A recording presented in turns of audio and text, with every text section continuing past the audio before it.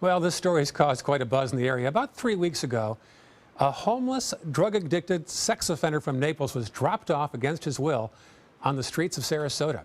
Our Kate Flexner went down to Southwest Florida to see if this is a regular pattern. It all started here at Sarasota Salvation Army, where a man says he was dropped from a psychiatric facility more than 100 miles south in Naples. There's been the suspicion of this for quite some time. But now there's real evidence leading the city of Sarasota to file a formal complaint with the state. We've been able to verify it. We've actually caught what should be a respected agency literally red-handed doing dumping. A Naples-based psychiatric and substance abuse center called The Willow allegedly dumped one of its patients, Chad Stacy, against his will in Sarasota, leaving him on the Salvation Army's doorstep. In an interview with the Sarasota Police Department, Stacy describes what happened when the facility told him his Medicare credits were up. They surrounded me, threatened to call the police on me if I didn't pack my stuff and get ready to go. And what did they tell you that you were going? Sarasota to be homeless at the Salvation Army. An initial police report shows this is, quote, a common practice for The Willow. So ABC7 headed to Naples for some answers. But as soon as we walked in the door... Hi, we were just looking to... You can walk out. Okay, we can walk outside, that's fine.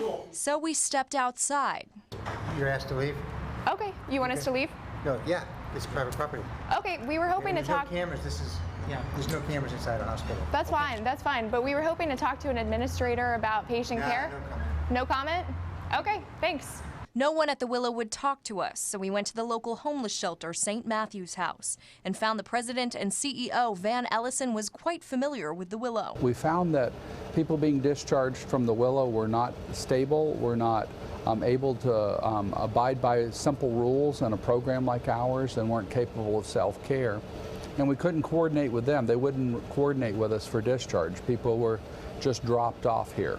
Ellison worked at The Willow for 5 years while it was under different management, but says after he left, the facility earned the reputation of discharging patients before they were stable and healthy. I don't know of anybody locally that works with them at this point because of the way that their discharge planning has been done. He says a proper discharge plan is crucial in cases of mental health and addiction. The reality is we do better care when we coordinate with our local providers to make sure that they're stable and that they're placed here appropriately.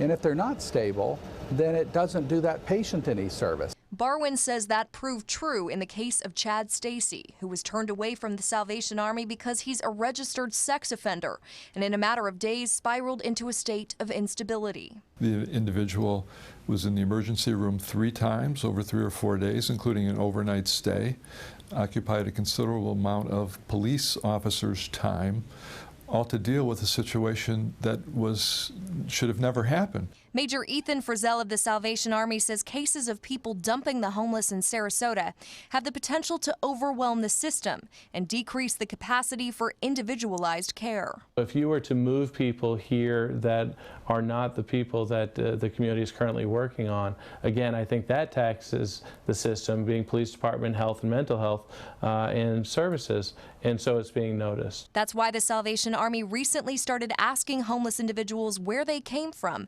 and how they got there. And Barwin says the answer is crucial to stopping it from happening in the future. I think that needs to be a standard question, and we really need not to accept superficial answers. We have to get specific. And if necessary, if hospitals are dumping like this in an unethical way, and if it's criminal, I think the authorities have to prosecute. Stacy wasn't in Sarasota for very long. The Salvation Army bought him a bus ticket home to Ohio. In Sarasota, Kate Flexner, ABC7, your Suncoast News.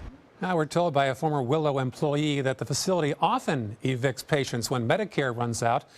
And the Willow's parent company's president has faced questions in the past for Medicare fraud as well.